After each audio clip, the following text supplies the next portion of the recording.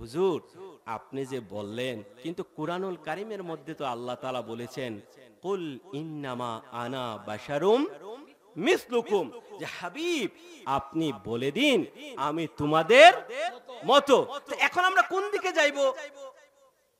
আল্লাহর হাবিবের অঙ্গ প্রত্যঙ্গের বর্ণনা দেখলে তো আমরা আমাদের মতো খুঁজে পাই না।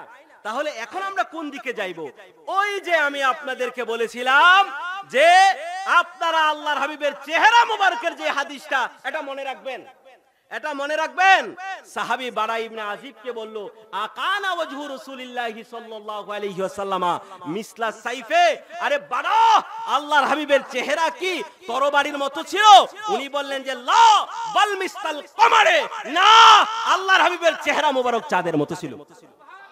তো এখন বারা ইবনে আজিব যে আল্লাহর হাবিবের চেহারা মোবারক চাঁদের মতো বলল, এতে করে কি আল্লাহর হাবিবের চেহারা চাঁদ হয়ে গেছে?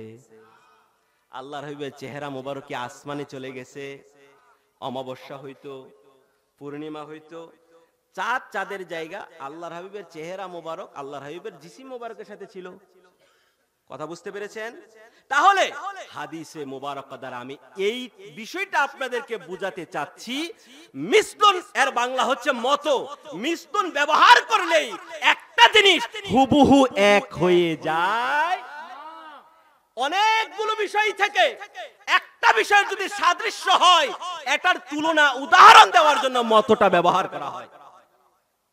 আমি আরো একটু সহজ করি আপনাদেরকে একটা উদাহরণ দিয়া। কেউ যদি খুব বেশি শক্তিশালী হয়, তাকে বলে যে জায়েদ তো সিংহের মতো। এখন জায়েদের কি সিংহের মতো দাঁত হবে, নখ হবে, দুই পায়ে চলবে না চার পায়ে চলবে? জায়েদ জায়েদই থাকবে, সিংহ থাকবে সিংহর জায়গায়। এই মত দ্বারা কি বুঝালো? বুঝালো শক্তিটা, বুঝালো সাহস। জঙ্গলের মধ্যে সিংহের যেমন প্রভাব প্রতিপত্তি, যেমন তার সাহস, এই ব্যক্তিটা তেমন ব্যতিক্রম সাহসের দিকে লক্ষ্য করে তাকে সিংহের মতো বলা হলো। কিন্তু সে সিংহ। তাহলে এই বিষয়টা তো বুঝছেন যে মত মানে হুবহু দুইটা জিনিস এক হয়ে যাওয়া না। একটা বিষয়ের সাদৃশ্য হলে এটার তুলনা দেওয়ার জন্য মত শব্দটা ব্যবহার করা হয়। প্যারে হাজরিন, দরবারে রিসালাতে আল্লাহর হাবিব একদিন বসে আছেন। একজন সাহাবী আসলেন আর বললেন, ইয়া রাসূলুল্লাহ, আমি ইসলাম গ্রহণ করার আগে কম পক্ষে ৩০০ কন্যা শিশুর জীবন বাঁচিয়েছি। ভালো কাজ না? ইয়া রাসূলুল্লাহ, আমি যে ইসলাম গ্রহণ করার আগে এই উত্তম কাজগুলো করেছি, এর জন্য কি কোনো প্রতিদান সওয়াব পাবো না? আল্লাহর হাবিব বলেন, সাহাবী, তুমি এর চাইতে বড় প্রতিদান আর কি আশা করো? আমার আল্লাহ তোমার এই কাজের প্রতি খুশি হয়ে তোমাকে ঈমান আনার তৌফিক দিয়েছেন। ঈমান কত দামি, ঈমান কত মূল্যবান, সেই ঈমান না চাইতেই আমার আল্লাহ দয়া করে আমাদেরকে দিয়েছেন। এই জন্য শুকরিয়া আদায় করছি, সকলেই বলি আলহামদুলিল্লাহ। এই যে পৃথিবীতে আমরা আছি, আমাদের আপনজন আছে না? বাবা মা, সন্তান, পিতা মাতা, স্বামী স্ত্রী, বন্ধু বান্ধব। এখন বাস্তবতা কি জানেন? স্বার্থের কারণে, অর্থের কারণে এই সম্পর্কগুলো সবসময় ঠিক থাকে না, ভেঙে যায়, ঠিক না? বন্ধুর জন্য হাজারটা করছেন, একটা মন মতো কিছু করতে পারেন নাই, বলে আরে তুই আমার কিসের বন্ধু, আমার জন্য এতটুকু কাজ করলি না, তোর সাথে বন্ধুত্ব রেখে কি লাভ, ছুটে গেল বন্ধুত্ব। এইভাবে জায়গা জমি নিয়ে ভাইয়ের সাথে বোনদের সম্পর্ক শেষ হয় না, ভাইয়ের সাথে ভাইয়ের। হয়তো সবচেয়ে গাঢ় যে সম্পর্ক সন্তানের সাথে পিতামাতার, বাস্তব কি জানেন? একজন পিতামাতার ৪-৫ জন সন্তান থাকলে বাবা মা পর্যন্ত সব সন্তানের সাথে সমান আচরণ করতে পারে না। আচ্ছা, এরপরও থেকে গেল সম্পর্ক, ধরেন সমান আচরণ করলো, সম্পর্ক থেকে গেল। মনে রাখবেন, দুনিয়া পর্যন্ত যেই দিন হাসরের ময়দান কায়েম হবে, সকলে দাঁড়াবো ওই জায়গায়। আল্লাহর হাবিব বললেন, আম্মা জান আয়েশা সিদ্দিকাকে বললেন যে হাসরের ময়দানে কারো শরীরে কোনো কাপড় থাকবে না। আম্মা জান বললেন, ইয়া রাসূলুল্লাহ সাল্লাল্লাহু আলাইহি ওয়াসাল্লাম, বিষয়টা তো অত্যন্ত লজ্জার। কারো শরীরে যদি কাপড় না থাকে বিষয়টা তো অত্যন্ত লজ্জার। আল্লাহর হাবিব বলেন, আয়েশা, ওই দিনের অবস্থা এমন কঠিন হবে যে একজন আরেকজনের দিকে তাকানোর কোনো সুযোগ থাকবে পাবে না, কোনো সুযোগ। প্যারে হাজারিন, ওই হাসরের ময়দানের মধ্যে দাঁড়িয়ে গেলাম আমরা সকলে। মানুষ বেকার হয়ে যাবে, মাথার উপরে সূর্য থাকবে, জমিন উত্তপ্ত হয়ে যাবে, মাথার মগজ টকবক করে ফুটতে থাকবে। কি ভয়ঙ্কর পরিস্থিতি! জানি তো আমরা কে কেমন ইবাদত করেছি, জানি না। ওই দিনের বিপদ সংকুলান মুহূর্তে অনন্ত জিন্দেগির কথা মনে করে মানুষ সাহায্য সহযোগিতার জন্য ছুটাছুটি দৌড়াদৌড়ি করতে আরম্ভ করবে, একে অপরের আপনজনদের কাছে যাবে, সকলেই বলবে নফসি নফসি নফসি। আজ আমি নিজে নিজেকে নিয়ে ব্যস্ত আছি, তোমাকে কোনরূপ উপকার করতে কোনো আপন সেই দিন পাবে না। মার কাছে যাবে, মা, ও মা, আমি তোমার সেই সন্তান যাকে জন্ম দিতে গিয়ে তুমি তোমার জীবন চলে গেলেও তুমি দুইবার ভাবতে না, মা, আমি তোমার সেই সন্তান। মাগো, আজ আমি বড় বিপদে পড়ে তোমার কাছে এসেছি, তুমি কি আমাকে একটু সহজ সাহায্য করবা, একটু সওয়াব দিবা? মা সেই দিন বলবে, সন্তান? সন্তান কোত্থেকে আসবে? দুনিয়াতে তো আমার বিয়ে শাদী হয়নি। তাহলে কি বোঝা গেল? অর্থের কারণে, স্বার্থের কারণে, বিপদের কারণে, প্রভাব প্রতিপত্তির কারণে পৃথিবীতে যত সম্পর্ক আছে, যত আপনজন আছে, একদিন না একদিন সকল সম্পর্ক ভেঙে যাবে, ছুটে যাবে, টুটে যাবে। আরে শুধু একটা সম্পর্ক ছাড়া, যেই সম্পর্কটা কোনোদিন ভাঙবে না, ছুটবে না, টুটবে না, সেই সম্পর্ক হচ্ছে আমাদের সাথে মদিনাওয়ালা কামলেওয়ালার সম্পর্ক। যেই দিন সকলে বলবে নফসি নফসি নফসি, সেই দিন মদিনাওয়ালা কামলেওয়ালা বলবে উম্মতি উম্মতি উম্মতি, আনা লাহা, আমি আছি আজকে তোমাদের জন্য সুপারিশ করতে, তোমাদের উপকার করতে।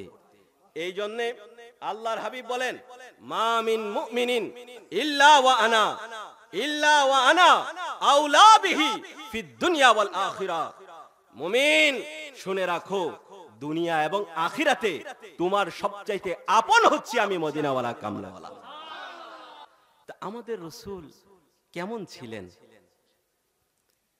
কোরআন এবং হাদিসের আলোকে যদি আমরা দেখি, কোরআন এবং হাদিসে সাহাবায়ে কেরামদের যেই বর্ণিত হাদিসে মোবারকা আসার রয়েছে, এইগুলোর আলোকে যদি আমরা দেখি, তাহলে আল্লাহর হাবিবের একটা নুরানি অবয়ব আকৃতি আমাদের হৃদয় স্পটে ভেসে ওঠে। আল্লাহর হাবিব মধ্যম আকৃতির ছিলেন উচ্চতার দিক থেকে, খুব বেশি লম্বা ছিলেন না, আবার খুব বেশি খাটো ছিল না। আল্লাহর হাবিবের গায়ের রং ছিল রক্তিম লাল, একেবারে দবদবে সাদাও ছিল না, আবার বাদামিও ছিল না। আল্লাহর হাবিবের দেহ মোবারক এমন আকর্ষণীয় ছিল যে মানুষ একবার তাকালে আরেকবার তাকাইতে ইচ্ছে করত। আল্লাহর হাবিবের চেহারা মোবারক এমন নুরানি ছিল যে পূর্ণিমার চাঁদের চাইতেও আরো অধিক সুন্দর ছিল। আল্লাহর হাবিব ছিলেন ডাগর চক্ষু বিশিষ্ট, প্রশস্ত চেহারা, উজ্জ্বল চেহারার অধিকারী এবং বাবরি চুলের অধিকারী। আল্লাহর হাবিবের কান বাবরি ছিল, লতি, কানের লতি থেকে শুরু হতে হতে অনেক সময় গার পর্যন্ত চলে যাইত। আল্লাহর হাবিবের চুল মোবারক গুলো একেবারে কোকড়ানোও ছিল না, আবার একেবারে সোজাও ছিল না। হাদিসে মুবারাকার আলোকে আল্লাহর হাবিবের আকৃতি, অঙ্গ প্রত্যঙ্গ, রূপ সৌন্দর্যের যেই বর্ণনা পাওয়া যায়, আল্লাহর হাবিবের মাথা মুবারক থেকে নিয়ে পায়ের পাতা মুবারক পর্যন্ত প্রত্যেকটা অঙ্গ প্রত্যঙ্গের যেই সৌন্দর্য, যেই রূপ, যেই গুণ, যেই ফজিলত, যেই বরকত, তা ছিল মুআজিজায় ভরপুর। আল্লাহর হাবিবের দেহ মুবারকের প্রত্যেকটা অঙ্গ প্রত্যঙ্গই ছিল মুজিজায় ভরপুর, প্রত্যেকটা অঙ্গ প্রত্যঙ্গই ছিল আল্লাহর কুদরত এবং রাসূলের মুজিজার নিদর্শন। আমি আপনাদের সামনে দুই একটি উদাহরণ দিলে আপনাদের আল্লাহর হাবিবের প্রতি দিদার লাভের আগ্রহ শতগুণে বৃদ্ধি পেয়ে যাবে। আসেন আমরা একটু আল্লাহর হাবিবের চেহারা মোবারক কেমন ছিল এর একটু বর্ণনা শুনি। এই হাদিসে মোবারকা বুখারী শরীফের 3552 নম্বর, আবার শামাইলে তিরমিজির 8 নম্বর হাদিস। আল্লাহর হাবিব চেহারা মোবারকের বর্ণনা দিতে গিয়ে বারা ইবনে আযিব রাদিয়াল্লাহু তাআলা আনহুকে একজন তাবিঈ, যিনি আল্লাহর হাবিবকে দেখেনি, উনি বললেন, আকানা ওয়াজহু রাসূলিল্লাহি সাল্লাল্লাহু আলাইহি ওয়াসাল্লাম, বাড়া আল্লাহর হাবিবের চেহারা মোবারক কেমন ছিল? মিসলাস সাইফি, তরবারির মতো। কিসের মতো? এই কথাটা, এই হাদিসে মোবারকাটা আপনারা মনে রাখবেন। এটা আমি আবার আল্লাহ তাআলা চাহেন তো ইনশাআল্লাহ আমার একেবারে আলোচনার শেষ দিকে আবার এই কথাটা রিপিট করব। আকানা ওয়াজহু রাসূলিল্লাহি সাল্লাল্লাহু আলাইহি ওয়াসাল্লাম মিসলাস সাইফি, বাড়া আল্লাহর হাবিবের চেহারা মোবারক কি তরবারির মতো ছিল? বারা ইবনে আযিব রাদিয়াল্লাহু তাআলা আনহু বলেন, লা বাল মিসলাল কমারি, না আল্লাহর হাবিবের চেহারা মোবারক তরবারির মতো ছিল না, বরং আল্লাহর হাবিবের চেহারা মোবারক ছিল আকাশের চাঁদের মতো। প্যারে হাজিরিন, এইবার জাবির ইবনে সামুরা রাদিয়াল্লাহু তাআলা আনহু আমার আল্লাহর হাবিবের চেহারা মোবারকের বর্ণনা দিতে গিয়ে বলে, রাআইতু রাসূলুল্লাহি সাল্লাল্লাহু আলাইহি ওয়াসাল্লাম ফি লাইলাতিন ইদহিয়ানিন।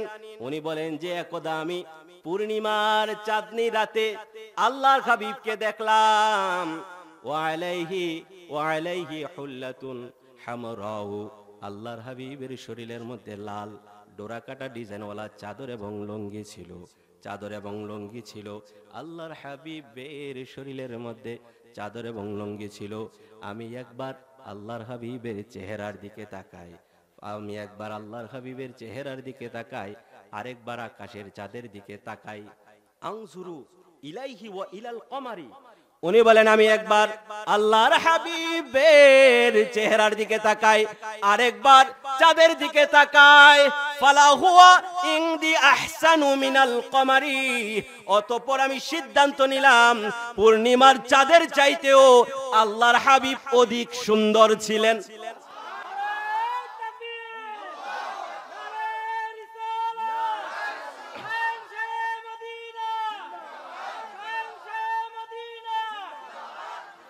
প্যারে হাজিরিন, এইবার চলেন আরো একটু সামনে যাই।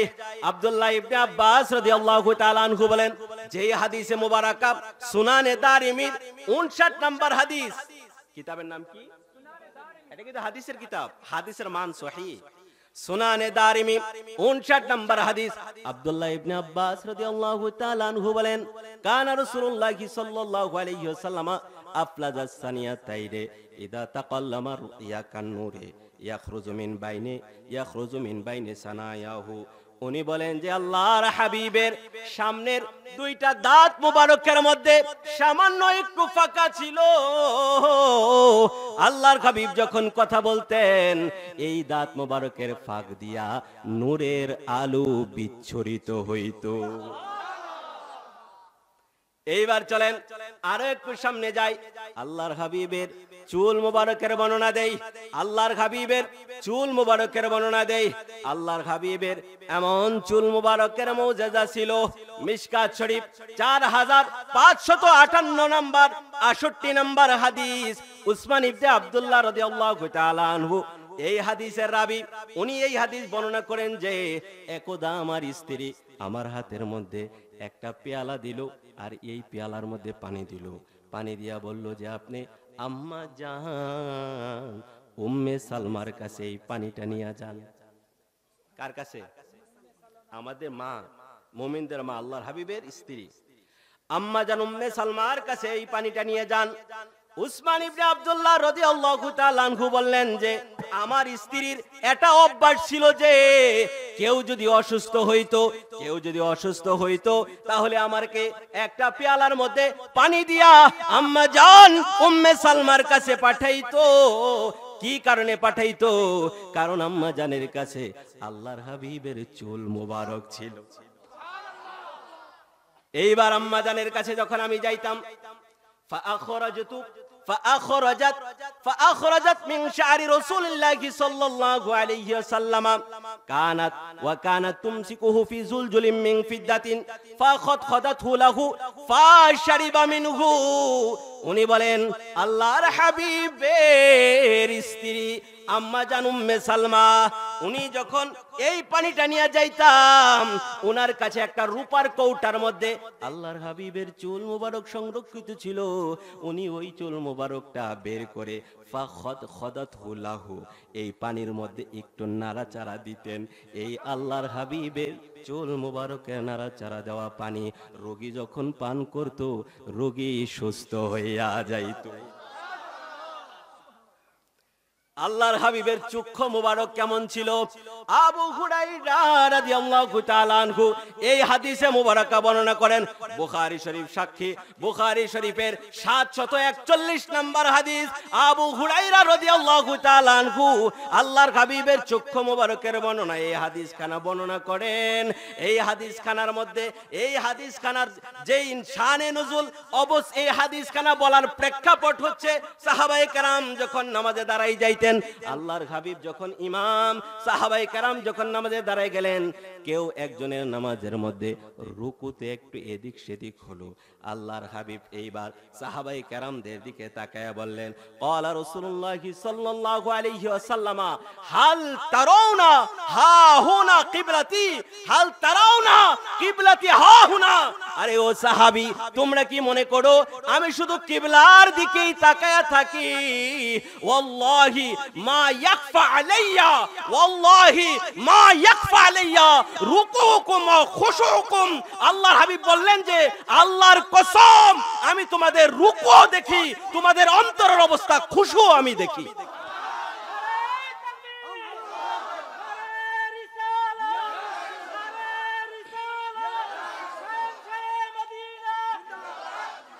হাল তারাউনা কিবলাতি হা হুনা ওয়াল্লাহি মা ইয়াখফা আলাইয়া রুকুকুম ওয়া খুশুকুম ওয়া ইন্নী লা আরাকুম ওয়ারাআ যহরি, এবং অবশ্যই আমি আমার পিছন দিক থেকেও দেখতে পাই। আরে ও দুনিয়ার মানুষ, কুরবান হয়ে যাও, তোমার চোখ আছে, আল্লাহর হাবিবেরও চোখ আছে। তুমি কি মনে করছো তোমার চোখের মতো আল্লাহর হাবিবের চোখ? এই চোখ এমন চোখ, এই চোখ দুনিয়ায় থাইকা আল্লাহর জান্নাত দেখে। আল্লাহর হাবিব বলেন ইন্নী রাআইতুল জান্নাতা। আলোচনা দীর্ঘায়িত হয়ে যাবে, এই জন্য আমি আর সেই দিকে যাচ্ছি না। এইবার তাহলে কি বুঝলেন আল্লাহর হাবিবের চক্ষু মোবারক কেমন চক্ষু মোবারক ছিল? প্যারে হাজরিন, এইবার চলেন আরো একটু সামনে যাই। আল্লাহর হাবিবের হাত মোবারক, আল্লাহর হাবিবের হাত মোবারকের কেমন বরকত, কেমন ছিল ধরন, কেমন ছিল আকৃতি, কেমন ছিল প্রকৃতি, কেমন ছিল বরকত, কেমন ছিল মুজিজা। হুদাইবিয়ার সন্ধির সময় আল্লাহর হাবিব 6ষ্ঠ হিজরিতে সাহাবায়ে কেরামদেরকে নিয়ে মক্কা শরীফ তাওয়াফ করার জন্য যাচ্ছিলেন, উমরা পালন করার জন্য যাচ্ছিল। এইবার হুদাইবিয়া নামক স্থানে যখন আসলো, কাফের মুশরিকরা বাধা দিল। আল্লাহর হাবিবের কাছে খবর আসলো মক্কা শরীফের মধ্যে প্রবেশ করলে যুদ্ধ করতে হবে। কি করতে হবে? আল্লাহর হাবিব কি যুদ্ধ করার জন্য যাইতেছে? যাবে তো উমরা করার জন্য। খবর পাঠাইলো যে আমরা তো আসলে যুদ্ধের জন্য আসি নাই, কিন্তু তারা নাসরবান্দা, এই জন্য সন্ধির জন্য উভয় পক্ষ লোক পাঠাইলো। এই দিকে সময় বিলম্বিত হয়ে গেছে। এই যে হুদাইবিয়া নামক জায়গার মধ্যে ওনারা অবস্থান করতেছে, পানির সংকট দেখা দিছে, পানির সংকট দেখা দিছে, পান করার পানি নাই, ওযু করার পানি নাই। এই যখন অবস্থা, সাহাবায়ে কেরাম আল্লাহর হাবিবের কাছে আসলেন। জাবের ইবনে আব্দুল্লাহ রাদিয়াল্লাহু তাআলা আনহু এই হাদিসে মুবারাকা বর্ণনা করেন। বুখারী শরীফের 3576 নম্বর হাদিস। জাবের রাদিয়াল্লাহু তাআলা আনহু বলেন, সাহাবায়ে কেরাম আল্লাহর হাবিবের কাছে আসলো। আল্লাহর হাবিব বলেন, সাহাবীরে আমার কাছে কি জন্য এসেছো? সাহাবাই কেরাম বলে, ইয়া রাসূলুল্লাহ, আমাদের পানি শেষ হয়ে গেছে, আপনার কাছে আসছি পানির আশায়। আল্লাহর হাবিবের কাছে ছোট্ট একটা পাত্রের মধ্যে সামান্য একটু পানি ছিল, এই পানিটা ছাড়া আর পানি ছিল না। ফাওয়াদা ইয়াদাহু ফি রিকওয়াতিন, আল্লাহর হাবিব তার নুরানি হাত মুবারক এই পাত্রটার মধ্যে ডুবায় নিল। ফাজাআলাল মাউ ইয়াসুরু বাইনা আসাবিহি কামসালিল উয়ুনি।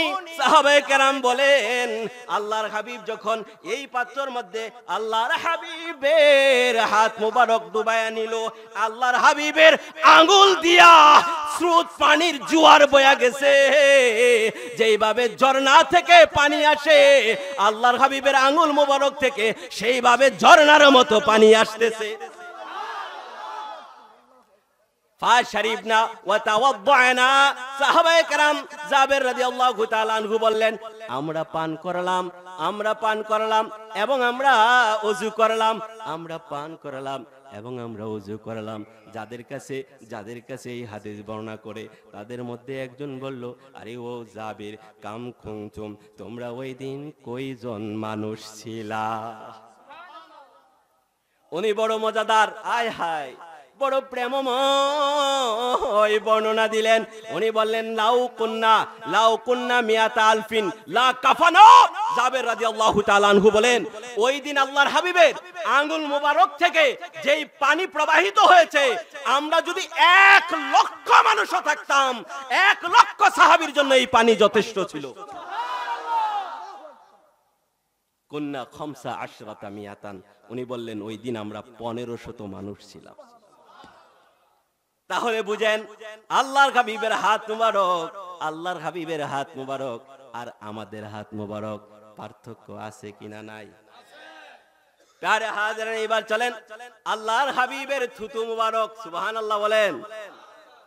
আল্লাহর হাবিবের থুতু মুবারক। আরে খন্দকের যুদ্ধ যখন শুরু হয়ে গেছে 5ম হিজরিতে, মক্কার কাফের মুশরিক তারা সকলে একত্রিত হইয়া আশেপাশের যত মুনাফিক আছে, আশেপাশের যত ইহুদি আছে, সকলকে নিয়ে একত্রিত হইছে। এমনকি মদিনার অভ্যন্তরে যাদেরকে আল্লাহর হাবিব বিভিন্ন সুযোগ সুবিধা দিয়া, তাদেরকে প্রটোকল দিয়া, তাদেরকে শান্তি নির্বিঘ্নে জীবন যাপন করতে দিয়েছেন, তারা পর্যন্ত গাদ্দারি করে মক্কার কাফের মুশরিকদের সাথে মিলিত হইয়া 10,000 অস্ত্র শস্ত্রধারী সৈন্য, প্রশিক্ষিত সৈন্য নিয়ে মদিনা শরীফ আক্রমণ করার জন্য রওনা দিয়ে দিয়েছে।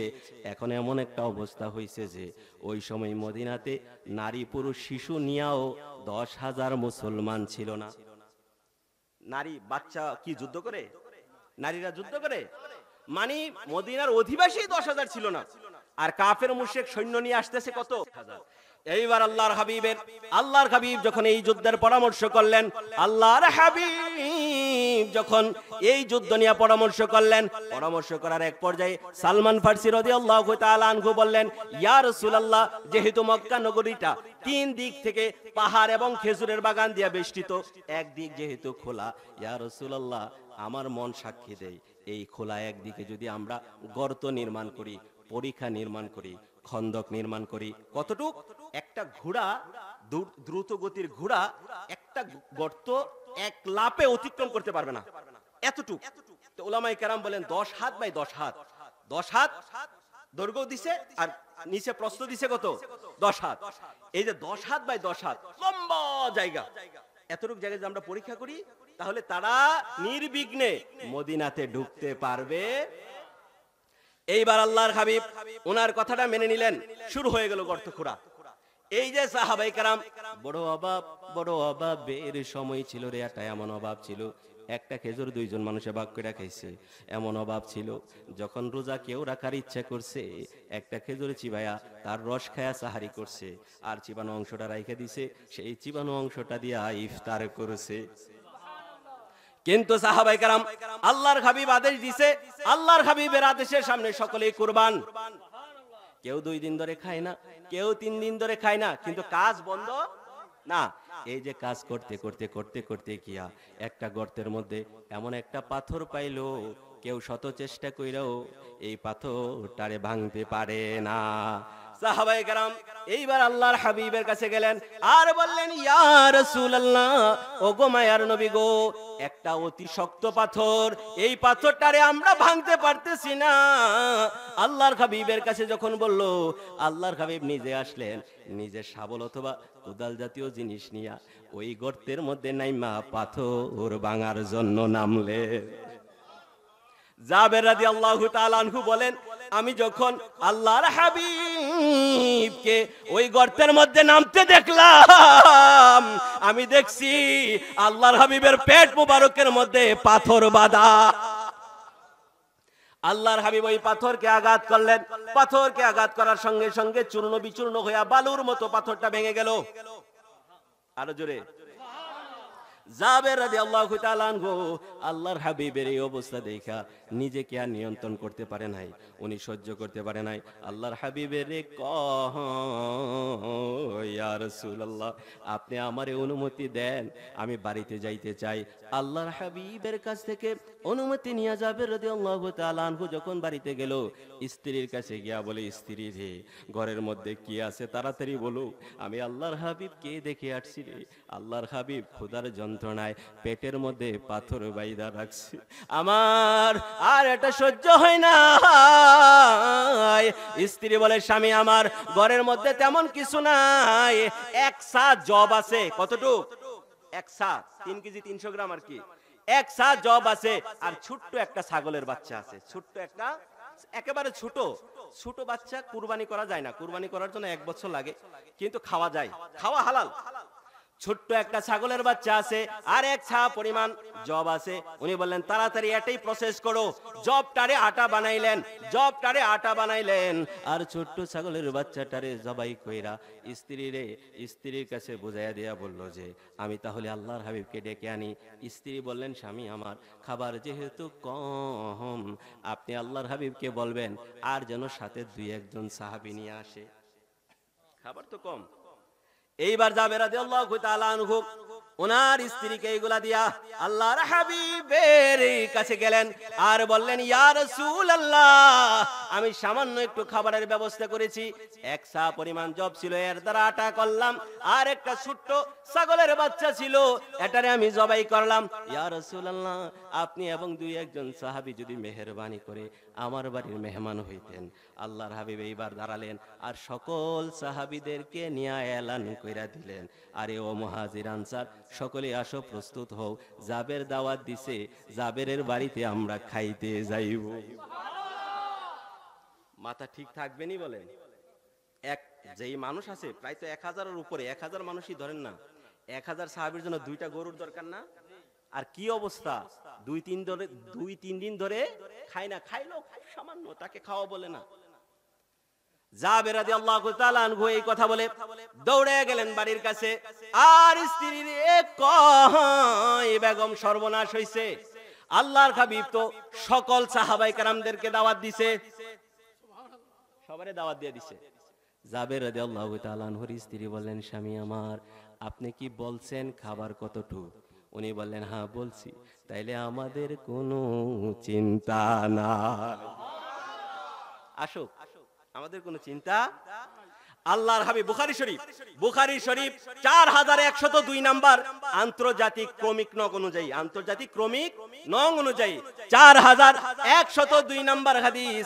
আল্লাহর হাবিব বললেন, জাবের রে, আরে ও জাবের, আমি যাওয়ার আগ পর্যন্ত গোশতের পাত্র চুলা থেকে নামাইবা না, আর আমি যাওয়ার আগ পর্যন্ত রুটির খামির থেকে খামির নিয়া রুটিও বানাইবা না।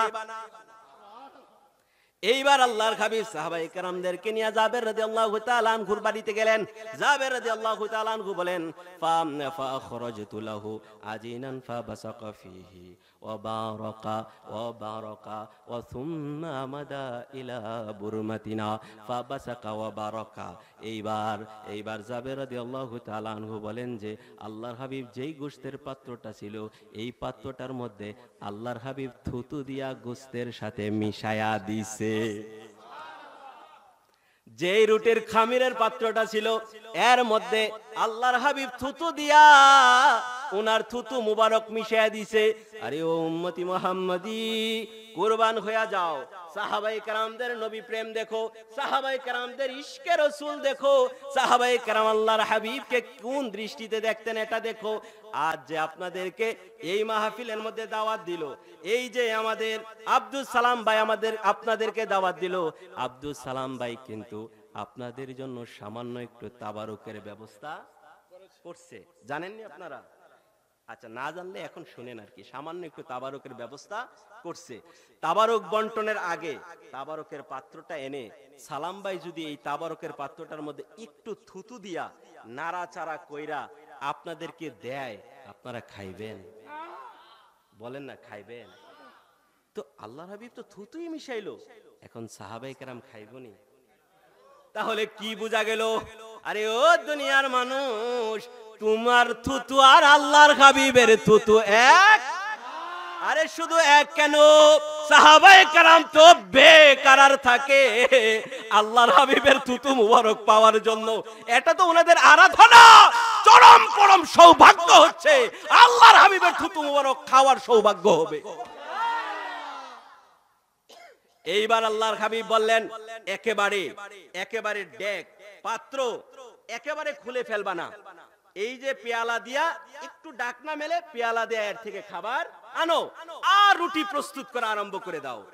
এইবার আল্লাহর হাবিবের নির্দেশ পাওয়ার পরে সাহাবায়ে কেরাম একজন দুইজন তিনজন করে আসতেছে আর তাদেরকে রুটি তৈরি করে রুটি দিচ্ছে, খাবার খাচ্ছে, গোশত দিচ্ছে, রুটি দিচ্ছে। এইবার একজন জিজ্ঞেস করলো, যাবে রে ও যাবে, এই যে খাবারের অবস্থাটা, এই খাবারের অবস্থাটা বর্ণনা করতে গিয়া জাবের রাদিয়াল্লাহু তাআলা আনহু বললেন, ওয়াহুম আলফুন, ওই দিন তারা ছিল 1000 মানুষ। কয়জন? فأقسم بالله لقد أقلوا حتى تراقوه وأنحرفوا। উনি বললেন যে সকলেই আল্লাহর কসম,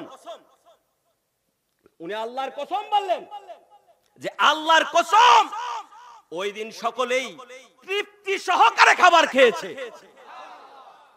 মানুষ ছিল কতজন? 1000, আর সকলেই তৃপ্তি সহকারে খাবার খেয়েছে।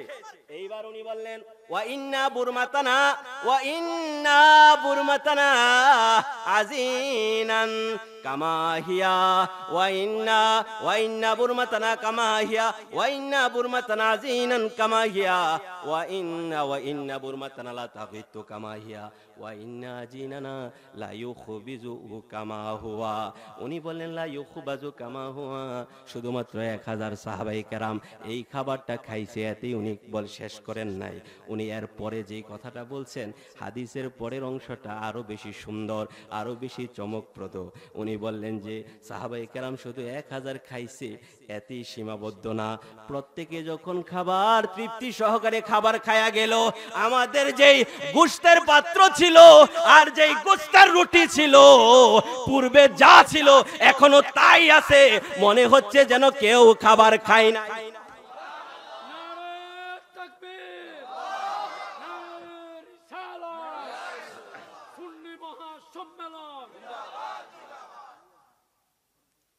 প্যারে হাজিরিন, তাহলে কি বোঝা গেল? এই যে বিষয়টা, এর থেকে আমরা কি শিক্ষা নিলাম? আল্লাহর হাবিব একদিকে খন্দকের মধ্যে পেটের ক্ষুধায় পেটের মধ্যে পাথর বাঁধে, তাহলে বোঝা গেল এই জিনিসটা দিয়ে দুইটা জিনিস বোঝা যায়। উলামায়ে কেরাম বলেন, এই যে একটা জিনিস আল্লাহর হাবিব পেটের ক্ষুধায় পেটের মধ্যে পাথর বাঁধে, এটা আল্লাহর হাবিব দুইটা জিনিসে করেছে। এক নাম্বার কারণ হইল গরিব উম্মতদেরকে শিক্ষা দেওয়ার জন্য। যেই সমস্ত গরিব উম্মত থাকবে, যারা অর্থ কষ্টে থাকবে, খাবারের কষ্ট থাকবে, তাদের মনের মধ্যে যেন এই ভাবনা না আসে যে গরিব হওয়ার কারণে আমি ধর্মের বিধিবিধান পালন করতে পারি নাই, এই ধারণাটা যেন না আসে। এই শিক্ষা দেওয়ার জন্য, গরিব উম্মতদেরকে শিক্ষা দেওয়ার জন্য আল্লাহর হাবিব খাদ্যের অভাবে ছিল, নতুবা খাদ্যের কোনো অভাব আল্লাহর হাবিবের আছে? আরে আল্লাহর হাবিব থুতু দিলেই তো 1000 মানুষ খাইতে পারে, খাদ্যের অভাবে তো আল্লাহর হাবিব পড়ার কোনো দরকার নাই। তাহলে এটা গরিব উম্মতদেরকে শিক্ষা দেওয়ার জন্য এই আল্লাহর হাবিব এই অবস্থার মধ্যে ছিল। গরিবী হালতটা দখল করেছে, গরিবী হালতটা উনি ইখতিয়ার করেছে। ওলামায়ে কেরাম আরো একটা বিষয় বলে যে আল্লাহর হাবিবের এই আচরণ দ্বারা আরো একটা বিষয় প্রমাণিত হয় যে আল্লাহর হাবিব খোদা না, আল্লাহর হাবিব রব না। কারণ রবের কোনোদিন খিদার প্রয়োজন, খাদ্যের প্রয়োজন নাই। তাহলে এই বিষয়টা দ্বারা এটা বোঝা গেল আল্লাহর হাবিব আল্লাহর রাসূল, আল্লাহর হাবিব আল্লাহ না। এটা দ্বারা বোঝা গেল আল্লাহর হাবিব ইচ্ছা করেই এই গরিবী হালতটা গরিব উম্মতদের শিক্ষার জন্য নিয়েছেন। এবং একটা থুতু মুবারকের দ্বারা যখন হাজার মানুষ খাওয়ার পরেও খাদ্য অবশিষ্ট থাকে, এই বিষয়টা দ্বারা এটা প্রমাণিত হয় আল্লাহর হাবিব আমাদের মতো আল্লাহ। প্যারে হাজিরিন, ওই যে মনে আছে আমি যে বলছিলাম একেবারে আল্লাহর হাবিবের চেহারা মোবারকের হাদিসটার কথা, এটা মনে রাখবেন। প্যারে হাজিরিন, এইবার আসেন আরো একটু সামনে যাই। এই তো গেল আল্লাহর হাবিবের থুতু মোবারক। এইবার আসেন আরো একটা সামনে যাই। আনাস রাদিয়াল্লাহু তাআলা আনহু, যিনি আল্লাহর হাবিবের অত্যন্ত আদরের ছিল, উনি 10 বছর আল্লাহর হাবিবের খাদেম ছিলেন। আনাস রাদিয়াল্লাহু তাআলা আনহু বলেন, এটাও মুসলিম শরীফের হাদিস। আনাস রাদিয়াল্লাহু তাআলা আনহু বললেন, আল্লাহর হাবিব একদা দুপুরবেলা আমাদের বাড়িতে আসলেন আর আমাদের ঘরে বিশ্রাম নিলেন। আমাদের ঘরে যখন বিশ্রাম নিতে গিয়া আল্লাহর হাবিব ঘুমিয়ে গেছে। গরমের কাল, আল্লাহর হাবিবের শরীর মোবারক থেকে ফোঁটা ফোঁটা আকারে আল্লাহর হাবিবের গাম মোবারক বের হচ্ছে।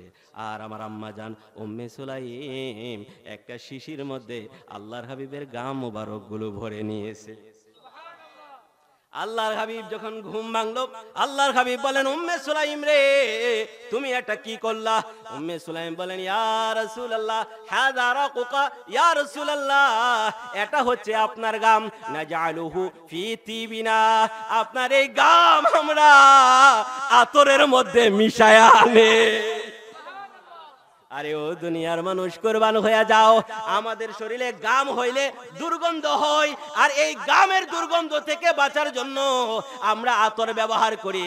আর সাহাবায়ে কেরাম আতরে সুগন্ধময় করার জন্য আল্লাহর হাবিবের গাম মোবারক ব্যবহার করে। প্যারে হাজিরিন, তাহলে আল্লাহর হাবিব কেমন ছিলেন? আল্লাহর হাবিব এক কথায় বেমিসাল ছিলেন। কেমন ছিলেন? এই জন্য ইমাম ইশকে মোহাব্বত মুজাদ্দিদে দ্বীন ও মিল্লাত আলা হযরত আজিমুল বরকত উনি কত সুন্দর ভাবে আল্লাহর হাবিবের এই অবস্থাটাকে বর্ণনা করেছেন। লাম ইয়াতি নাযীরুকা ফি নাজারিন মিথলে তুনা শুদ पैदा जाना जगराजे को ताजे तू रे सारे सो है तुझको शहे दूसरा जाना अल बहरु वला वल मौजो तोगा मन बेकसो तूफा हो शरुबा मन बेकसो तूफा हो शरुबा मजेदार में हूँ भीगे री है हवा मोरे नैया पारे लगा जाना उपमा तुम्हार केउ देखेनी कखन तुम्हारी मतो केउ হয়নি সৃজন সম্রাট মুকুট তবু শিরে তো শুভে সম্রাট মুকুট তবু শিরে তো শুভে দুজাহানে তুমি তো এমনই রাজন সাগর উচ্ছ্বাসার ঢেউ বেসামাল অসহায় আমি ঝড় কি যে ভয়াল অসহায় আমি ঝড় কি যে ভয়াল মাঝে দরিয়ায় আমি দেহাওয়া যে মাতাল মাঝে দরিয়ায় আমি হাওয়া যে মাতাল মম কান্ডারি তোরি পার করো হে এখন লাময়াতি নজিরুকা ফি নাজারিন মিসলে তু না শুদে পয়দা জানা। আল্লাহ হযরত বলতেছেন, ইয়া রাসূলুল্লাহ, আপনার কোনো উপমা নাই। আর হাসান ইবনে সাবিত আল্লাহর হাবিবের সাহাবী, আল্লাহর হাবিবের সামনে এই হাদিসে মুবারাকা বর্ণনা করছেন। সাহাবায়ে কেরামদের কওলও কিন্তু হাদিস, আল্লাহর হাবিবের হাদিসকে বলা হয় হাদিসে মারফু, সাহাবায়ে কেরামদের হাদিসকে বলা হয় হাদিসে মাওকুফ। সাহাবায়ে কেরামদেরও হাদিস, কওলও হাদিস, আবার এটা আল্লাহর হাবিবেরও হাদিস। কারণ হাদিস এমন, আল্লাহর হাবিব জবান মুবারক দিয়ে কোনো কথা বললেন, এটাও হাদিস। আল্লাহর হাবিব কোনো কাজ করলেন, এটাও হাদিস। আর আল্লাহর হাবিব কোনো কথা কোনো কাজ দেখে চুপ রইলেন, এটাও হাদিস। আল্লাহর হাবিবের চুপ থাকাও হাদিস। আল্লাহর হাবিবকে সামনে নিয়ে হাসান ইবনে সাবিত এই হাদিসে মুবারাকা আল্লাহর হাবিবের নাতখানি আল্লাহর হাবিবের সামনে করলেন। ওয়া আহসানু মিনকা লাম তারা কত্তু আইনি ওয়া আজমালু মিনকা লাম তালিদিন নিসাউ খুলিকতা মুবাররাআম মিন কুল্লি আইবিন কাআন্নাকা কদ খুলিকতা কামা তাশাউ। ইয়া রাসূলুল্লাহ, আমার এই দুই চোখ আপনার চাইতে সুন্দর কাউকে পৃথিবীতে দেখে না। কিভাবে দেখবে? কারণ আপনার চাইতে সুন্দর কোন মানুষ পৃথিবীর কোন মা জন্ম দিতে পারে নাই। ইয়া রাসূলুল্লাহ, আপনাকে আল্লাহ তাআলা যাবতীয় দোষ ত্রুটি আইব থেকে পবিত্র করে সৃষ্টি করেছে, তেমন করে সৃষ্টি করেছে যেমন করে আপনি সৃষ্টি হতে চেয়েছেন। আল্লাহর হাবিবের দেহ মুবারকের বর্ণনা, রূপ, অবয়ব, সৌন্দর্যের ঝলক যখন আমাদের সামনে এসে যায়, দৃঢ় হয় আল্লাহর হাবিবের দিদার লাভের আগ্রহ, জাগ্রত হয় নবী প্রেম, নবী ভালোবাসা, সজীব হয় ঈমান, মুমিনের আত্মা, মন, হৃদয় পরম প্রশান্তি লাভ করে। ঠিক না? মনটা চাইনি আল্লাহর হাবিবকে দেখতে? প্যারে হাজিরিন, এইবার আসেন আল্লাহর হাবিব, ওই যে আমি চেহারা মুবারকের বর্ণনা দিছি, তো এই চেহারা মুবারকের বর্ণনা দিতে গিয়ে আমি আপনাদেরকে বলেছিলাম একটা হাদিস, মনে আছে আপনাদেরকে? আকানা ওয়াজহু রাসূলিল্লাহি সাল্লাল্লাহু আলাইহি ওয়াসাল্লাম মিসলা সাইফে, মনে আছে? মনে না থাকলে আমি মনে করাই দিব, সমস্যা নাই। তো এই যে আল্লাহর হাবিবের দেহ, আল্লাহর হাবিবের অপরূপ অবয়বের বর্ণনা দিলাম, এইগুলা শুনে আপনাদের কি মনে হয়? আল্লাহর হাবিব কি আমাদের মতো? বলেন, আমাদের মতো? কিন্তু এখন আপনার মনে একটা আয়াতে কারিমা আপনার মনে আসতে পারে যে হুজুর, আপনি যে বললেন যে মতো না, কিন্তু কুরআনুল কারীমের মধ্যে তো আল্লাহ তাআলা বলেছেন কুল ইন্নামা আনা বাশারুম মিসলুকুম, যে হাবিব আপনি বলে দিন আমি তোমাদের মতো। তো এখন আমরা কোন দিকে যাইব? আল্লাহর হাবিবের অঙ্গ প্রত্যঙ্গের বর্ণনা দেখলে তো আমরা আমাদের মতো খুঁজে পাই না।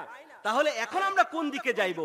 ওই যে আমি আপনাদেরকে বলেছিলাম যে আপনারা আল্লাহর হাবিবের চেহারা মুবারকের যে হাদিসটা, এটা মনে রাখবেন, সাহাবী বারা ইবনে আজিবকে বলল, আকানা ওয়াজহু রাসূলিল্লাহি সাল্লাল্লাহু আলাইহি ওয়াসাল্লাম মিসলা সাইফে, আরে বারা আল্লাহর হাবিবের চেহারা কি তরবারির মতো ছিল? উনি বললেন যে লা বাল মিসলাল কমারে, না, আল্লাহর হাবিবের চেহারা মুবারক চাঁদের মতো ছিল। তো এখন বারা ইবনে আজিব যে আল্লাহর হাবিবের চেহারা মুবারক চাঁদের মতো বলল, এতে করে কি আল্লাহর হাবিবের চেহারা চাঁদ হয়ে গেছে? আল্লাহর হাবিবের চেহারা মুবারক কি আসমানে চলে গেছে? অমাবস্যা হইতো, পূর্ণিমা হইতো, চাঁদের জায়গা আল্লাহর হাবিবের চেহারা মুবারক আল্লাহর হাবিবের জিসিম মুবারকের সাথে ছিল। কথা বুঝতে পেরেছেন? তাহলে হাদিসে মুবারকা দ্বারা আমি এই বিষয়টা আপনাদেরকে বুঝাতে চাচ্ছি, মিসলুন এর বাংলা হচ্ছে মতো। মিসলুন ব্যবহার করলেই একটা জিনিস হুবহু এক হয়ে যায়, বিষয় থেকে একটা বিষয়ের যদি সাদৃশ্য হয়, এটার তুলনা উদাহরণ দেওয়ার জন্য মতটা ব্যবহার করা হয়। আমি আরো একটু সহজ করি আপনাদেরকে একটা উদাহরণ দিয়া। কেউ যদি খুব বেশি শক্তিশালী হয়, তাকে বলে যে জায়েদ তো সিংহের মতো। এখন জায়েদের কি সিংহের মতো দাঁত হবে, নখ হবে, দুই পায়ে চলবে না চার পায়ে চলবে? জায়েদ জায়েদই থাকবে, সিংহ থাকবে সিংহর জায়গায়। এই মত দ্বারা কি বুঝালো? বুঝালো শক্তিটা, বুঝালো সাহস। জঙ্গলের মধ্যে সিংহের যেমন প্রভাব প্রতিপত্তি, যেমন তার সাহস, এই ব্যক্তিটা তেমন ব্যতিক্রম সাহসের দিকে লক্ষ্য করে তাকে সিংহের মতো বলা হতো। কিন্তু সে সিংহ। তাহলে এই বিষয়টা তো বুঝছেন যে মত মানে হুবহু দুইটা জিনিস এক হয়ে যাওয়া না। একটা বিষয়ের সাদৃশ্য হলে এটার তুলনা দেওয়ার জন্য মত শব্দটা ব্যবহার করা হয়। এইবার আসেন আরো একটা মজার কথা বলি। সেই মজার বিষয়টা হলো যে কুরআনুল কারীম এমন সমৃদ্ধশালী, এর বালাগাত ফাসাহাত এত সমৃদ্ধশালী যে এটা সাধারণ মানুষের পক্ষে যদি একেবারে সকলের জন্যই বোঝা সহজ হইতো, তাহলে কি তাফসিরের দরকার থাকতো? বলেন, তাফসিরের দরকার থাকতো? কোরআন তো ইলমের সাগর। কোরআনের মধ্যে মুতাশাবিহাত আয়াত আছে, মুহকামাত আয়াত আছে, নাসিক আছে, মানসুখ আছে। কোরআনের এক এক বিধান এক এক রকম। এমনও আয়াতে কারিমা আছে শুধু একজন ব্যক্তির জন্য, এমনও আয়াতে কারিমা আছে একটা সময়ের জন্য, এমনও আয়াতে কারিমা আছে একটা গোত্রের জন্য। তাহলে এই কোরআন যেহেতু এত কঠিন, বালাগাত ফাসাহাত, এর মান্তিক আর ইলম, এর থেকে বিধান নেওয়ার অবস্থা যেহেতু এত কঠিন যে সাধারণ মানুষের পক্ষে এটা জানা নেওয়া সম্ভব নয়, তাই তো তাফসিরের দরকার পড়েছে, তাই তো মাযহাবের ইমামের দরকার পড়েছে। নতুবা কোরআন হাদিস তো সবার ঘরে ঘরেই আছে, মাযহাবের দরকার কি, তাফসিরের দরকার কি? তাহলে বোঝা গেল প্রয়োজন আছে। তাই প্রত্যেকটা আয়াতে কারিমা আহলুস সুন্নাত ওয়াল জামাত তাফসিরের মধ্যে লিখে স্পষ্ট করে গিয়েছেন এটা দ্বারা আল্লাহ তাআলা কি বোঝাতে চাচ্ছেন। প্যারে, এই যে আয়াতে কারিমা, সকল উলামায়ে কেরাম বলেন এই আয়াতে কারিমা ঈমানদারদের জন্য, ঈমানদারদেরকে উদ্দেশ্য করে বলাই হয় না। এই আয়াতে কারিমার উদ্দেশ্য ঈমানদার, ঈমানদার না, ঈমানদার না। আমি তাদের কাছে একটু পরে আসতেছি। ঈমানদার যে না, না এটা বলে ফেলি, ঈমানদার না। খুব বেশি দূরে যাইতে হবে না, তাফসীরে ইবনে কাসির খুলেন না, তাফসীরে ইবনে কাসির খুলেন, খুলেন। এই যে কুল, আল্লাহ তাআলা বলতেছেন হাবিব আপনি বলুন, কাদেরকে বলতে বলেছেন? লিহাউলাইল মুশরিকিনাল মুকাজ্জিবিনা বিরিসালাতিকা ইলাইহিম, ইয়া রাসূলুল্লাহ, সেই সমস্ত মুশরিক, সেই সমস্ত মিথ্যাবাদী যারা আপনার রিসালাতকে অস্বীকার করে, তাদেরকে আপনি বলে দিন। তাহলে উদ্দেশ্য কারা? ঈমানদার না কাফের মুশরিক? কাফের মুশরিক উদ্দেশ্য। আর ঈমানদারের ক্ষেত্রে, ঈমানদারের ক্ষেত্রে খুলেন বুখারী মুসলিম, সাহাবায়ে কেরাম সাওমে বিসাল রাখে। সাওমে বিসাল মানে কি জানেন? লাগাতার রোজা। কি রোজা? প্যারে হাজারিন, সাওমে বিসাল হচ্ছে আল্লাহর হাবিব একবার ইফতার করলো আর একবার সাহারি করলো, রোজা রাখা আরম্ভ করলো, আর এরপরে আর ইফতার করে না, একটানা রোজা রাখা আরম্ভ করলো। এইবার সাহাবায়ে কেরাম ভাবলো আল্লাহর হাবিব যেহেতু এই রোজাটা রাখতেছে, তাহলে এর তো অনেক বরকত, তাহলে আমরাও এই সাওমে বিসাল পালন করি। যেহেতু খুব বেশি বরকত, তাহলে আমরাও পালন করি। এইবার সাহাবায়ে কেরাম সাওমে বিসাল যখন পালন করলেন, একদিন গেল দাঁড়াইতে পারে না, দ্বিতীয় দিন নামাজই পড়তে পারে না। আল্লাহর হাবিব বলেন সাহাবীরে, কি ব্যাপার তোমাদের এই অবস্থা কেন? সাহাবায়ে কেরাম বলে, ইয়া রাসূলুল্লাহ, আপনি যে লাগাতার রোজা রাখতেছেন এটা দেখে খুব ফজিলতপূর্ণ মনে করে আমরাও এই লাগাতার রোজা রাখতে গিয়া অসুস্থ হয়ে গেছি। আল্লাহর হাবিব বললেন সাহাবীরে, ইন্নী লাস্তু মিসলাকুম, আমি তো তোমাদের মতো না, আমি তো তোমাদের মতো না। তাহলে দেখেন, ঈমানদারদের কাছে যখন আল্লাহর হাবিব আসে তখন বলে যে আমি তোমাদের মতো না। আর বুখারী শরীফ সাক্ষী, বুখারী শরীফের বর্ণনা। আর যখন আল্লাহর হাবিব কাফের মুশরিকদের সামনে থাকে, আমার আল্লাহ বলেন হাবিব আপনি তাদের সামনে বলে দেন আমি তোমাদের মতো। তাহলে কোন কারণে এই মতটা ব্যবহার করার জন্য আল্লাহ তাআলা তার হাবিবকে নির্দেশ দিয়েছেন? নিশ্চয়ই এটারও একটা উদ্দেশ্য। আল্লাহর হাবিব তো ঈমানদারদের কাছে আইসা বলে যে আমি তোমাদের মতো না, আর কাফের মুশরিকদের জন্য আল্লাহ তাআলা বলতেছে হাবিব আপনি বলে দেন যে আমি তোমাদের, একটা উদ্দেশ্য আছে কিনা? এইবার তাফসীর ইবনে কাসিরেরই আমি বর্ণনা দিচ্ছি। ইমাম উদ্দিন ইবনে কাসির রাহিমাহুমুল্লাহ বলেন, আমার আল্লাহ দুই জায়গার মধ্যে কাফের মুশরিকদের দুইটা অনৈতিক আপত্তির জবাবে আমার আল্লাহ তার হাবিবকে এই আয়াতে কারিমা বলার জন্য বলছে। এর মধ্যে একটা অনৈতিক আপত্তি জবাব ছিল, আল্লাহর হাবিব যখন তাদের কাছে কোরআনুল কারীম গুলো তেলাওয়াত করত, কোরআনুল কারীমের বিধান বর্ণনা করত, কোরআনুল কারীমের মাধ্যমে তাদেরকে আল্লাহর পথে আহ্বান করত, কোরআনুল কারীমের মাধ্যমে তাদেরকে দ্বীন ইসলামের দিকে আহ্বান করত, তখন তারা বলে মুহাম্মদ, জোরে বলি সাল্লাল্লাহু আলাইহি ওয়াসাল্লাম, তখন তারা বলে তুমি কি বলো, আমরা তো তোমার কথা বুঝি না। দুই নম্বর বিষয় হচ্ছে, আল্লাহর হাবিব যখন নবুয়ত আর রিসালাতের দায়িত্ব পালন করতে গিয়া তাদের কাছে দ্বীন ইসলামের দাওয়াত দেয়, তখন তারা অস্বীকার করে বসে যে না, তুমি তো মানুষ, তুমি তো আমাদের মতো চলাফেরা করো, তোমরা তো আমাদের ভাতিজা, আমাদের বংশের লোক, তাহলে তুমি কিভাবে নবী হইবা? তুমি তো নবী হইতে পারবা না, তুমি তো রাসূল হইতে পারবা না, তোমার কাছে তো ওহী আসবে না। তাদের ধারণা হচ্ছে আল্লাহর কাছ থেকে ওহী পাইতে হইলে এই লোকটা আল্লাহর পুত্র হইতে হবে। নাউজুবিল্লাহ বলেন। এই লোকটা হয়তো আল্লাহর পুত্র হবে, নতুবা ফেরেশতা হবে, নতুবা জিন হবে। আমাদের মতো মানুষের পক্ষে আল্লাহর ওই নবুয়ত রিসালাতের দায়িত্ব পালন করা সম্ভব না, ওহী আসা, আল্লাহর কালাম আসা সম্ভব না। তাদের এই দুইটা আপত্তি খণ্ডন করার জন্য ইবনে কাসির রাহিমাহুমুল্লাহ বলেন, আমার আল্লাহ তার হাবিব দিয়া দুই জায়গার মধ্যে জবাব দিয়া দিছে। আমার আল্লাহ রব্বুল আলামিন যখন কাফের মুশরিক এই দুইটা আপত্তি করলো, তখন আমার আল্লাহ তার হাবিবকে জানায় দিলেন, হাবিব আপনি আর জবাব দেন যে তোমরা যে বলতেছো আমি কুরআনুল কারীম তেলাওয়াত করলে তোমরা বুঝো না। আরে তোমরা কেন বুঝো না? কেন বুঝো না? আমি তো তোমাদের সাথে চলেছি, তোমাদের সাথে বড় হয়েছি, তোমাদের সাথে কথা বলেছি, আমি তো তোমাদের ভাষায় কথা বলি, আমি তো আরবিতেই কুরআনুল কারীম বর্ণনা করতেছি। আরে তোমরা কেন অস্বীকার করো যে আমার কাছে আল্লাহর ওহী আসতে পারে না? আরে আমি ফেরেশতা না, আমি ফেরেশতা না, আমি আল্লাহর বেটা না, আমি জিন না, আমি তোমাদের মতোই মানুষ। এই দুইটা আপত্তির জবাবে আল্লাহ তাআলা বললেন, হাবিব আপনি বলে দেন, কুল ইন্নামা আনা বাশারুম মিসলুকুম, আমি তোমাদের মতোই মানুষ। এরপরও তোমরা কেন বুঝো না? তোমরা যে অস্বীকার করো কিভাবে আমার কাছে নবুয়ত রিসালাতের দায়িত্ব এসেছে, ইউহা ইলাইয়া, সেটা এসেছে ওহীর মাধ্যমে।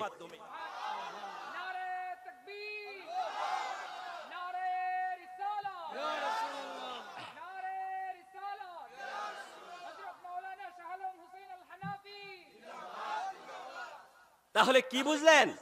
কুল ইন্নামা আনা বাশারুম মিসলুকুম কোন কারণে এসেছে?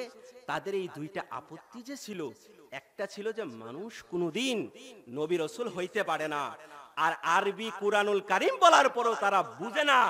এই যে বুঝে না, এই যে তাদের আপত্তি, এই আপত্তির জবাবে আল্লাহর হাবিব যা মানুষ, এটা বোঝানোর জন্য কাফের মুশরিকদের সামনে আমার আল্লাহ বলেছেন, আপনি বলে দেন কুল ইন্নামা আনা বাশারুম।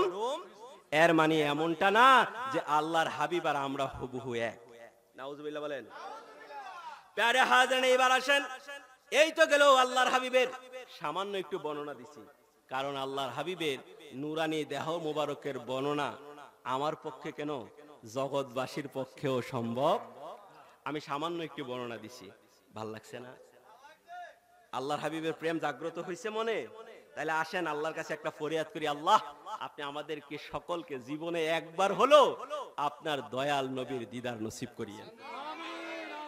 প্যারে হাজিরিন, এবার আসেন আল্লাহর হাবিবের নূরানি দেহ মুবারকের বর্ণনার পরে আল্লাহর হাবিবের আচরণ মুবারক কেমন ছিল, এইবার একটু ওই দিকে যাওয়ার চেষ্টা করছি। আল্লাহর হাবিবের চরিত্র, আল্লাহর হাবিবের আখলাক, আল্লাহর হাবিবের আদর্শ, আল্লাহর হাবিবের আচরণ এমন ছিল যে যার সত্যায়ন গ্যারান্টি দিয়েছেন আমার আল্লাহ রব্বুল আলামিন। আল্লাহ রব্বুল আলামিন বলেন, ওয়া ইন্নাকা লাআলা খুলুকিন আযীম, হাবিব নিশ্চয়ই আপনি আযীম চরিত্রের অধিকারী। আজিম এত বড় শব্দ, আজিমের অনুবাদ আমি মহান বলতে পারতাম, আজিমের অনুবাদ আমি বড় বলতে পারতাম, কিন্তু কেন বলি নাই? কারণ উলামায়ে তাফসীর বলেন আজিম শব্দটার এত ব্যাপকতা, যেই জিনিসের দৈর্ঘ্য এবং প্রস্থ সম্পর্কে মানুষের ধারণা নাই, আল্লাহ রাব্বুল আলামিনই জানে এর সীমানা কতটুক। এই শব্দটার ক্ষেত্রে আজিম শব্দ ব্যবহার করা হয়। এই জন্যই আমরা যখন আল্লাহ রাব্বুল আলামিনের জন্য যখন রুকু করি, তখন রুকুর তাসবিহ বলতে গিয়া বলি সুবহানা রাব্বিয়াল আযীম। আমরা আমার আল্লাহর পবিত্রতা ঘোষণা করতে গিয়া যে আজিম শব্দটা বলি, আমার আল্লাহ তার হাবিবের চরিত্রের বর্ণনা করতে গিয়া সেই আজিম শব্দটা ব্যবহার করেছেন। প্যারে হাজিরিন, আল্লাহর হাবিব আল্লাহ রাব্বুল আলামিন তার হাবিবরে এমন করে পাঠাইছে, ও দুনিয়ার মানুষ, আমাদেরকে আমার আল্লাহ রাব্বুল আলামিন যত নিয়ামত দিয়েছেন, যত নাজ দিয়েছেন, যত ইহসান করেছেন আমাদের উপরে, আমার আল্লাহ যত দয়া করেছে, সকল দয়ার দয়া হচ্ছে দয়া করে আল্লাহ তাআলা তার হাবিবরে আমাদের কাছে পাঠাইছে। এর চাইতে বড় আর কোনো দয়া। এই জন্যই আল্লাহ তাআলা বলেন লাকাদ মান্নাল্লাহু আলাল মুমিনিনা ইয বাআসা ফীহিম রাসূলাম মিন আনফুসিহিম, যে মুমিন আমি তোমাদের উপর ইহসান করেছি তোমাদের কাছে আমার রাসূলকে পাঠিয়ে। এর চাইতে বড় কোনো ইহসান নাই। আমার আল্লাহ ইহসান করেছে মুমিনদের উপরে। প্যারে হাজিরিন, আল্লাহ রাব্বুল আলামিন তার হাবিবকে কেন পাঠাইছে এর আরো একটা আয়াতে কারিমা দেখলে আমাদের কাছে স্পষ্ট হয়ে যাবে। আমার আল্লাহ রাব্বুল আলামিন বললেন ইয়া আইয়ুহান নাবিয়্যু ইন্না আরসালনাকা শাহিদান ওয়া মুবাশশিরান ওয়া নাযীরা ওয়া দাঈয়ান ইলাল্লাহি বিইذনিহি ওয়া সিরাজাম মুনীরা। আমার আল্লাহ রাব্বুল আলামিন বললেন হাবিব নিশ্চয় আমি আপনাকে প্রেরণ করেছি সাক্ষী হিসাবে। কি হিসাবে? কিসের সাক্ষী?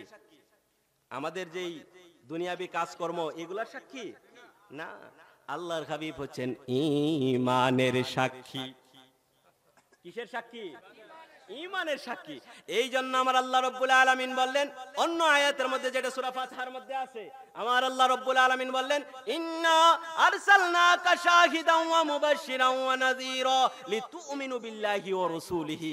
ইয়া রাসূলুল্লাহ, আমি আপনাকে পাঠিয়েছি সাক্ষীদাতা হিসাবে, সতর্ককারী হিসাবে, সুসংবাদদাতা হিসাবে। কেন? যাতে করে মানুষ আল্লাহ এবং আপনার রাসূলের উপর ঈমান আনতে পারেন। আল্লাহর হাবিব ঈমানের সাক্ষী। চিনো আল্লাহর হাবিবকে, জানো আল্লাহর হাবিবকে, বুঝো আল্লাহর হাবিবকে। আল্লাহর হাবিব আমার তোমার ঈমানের সাক্ষী। ঈমানের যত বিষয় আছে, আল্লাহর জাত সিফাতের উপর বিশ্বাস, ফেরেশতাদের উপর বিশ্বাস, নবী রাসূলগণদের উপর বিশ্বাস, আসমানি কিতাবের উপর বিশ্বাস, তাকদীরের উপর বিশ্বাস, কিয়ামত দিবসের উপর বিশ্বাস, মৃত্যু পরবর্তী জীবনের উপর বিশ্বাস। ঈমানের যত বিষয় আছে কোন সাহাবায়ে কেরাম চোখে দেখে এইগুলা বিশ্বাস করে নাই। দেখছে কেউ চোখে? বিশ্বাস করার দলিল কি? মদিনাওয়ালা কামলেওয়ালা নবী।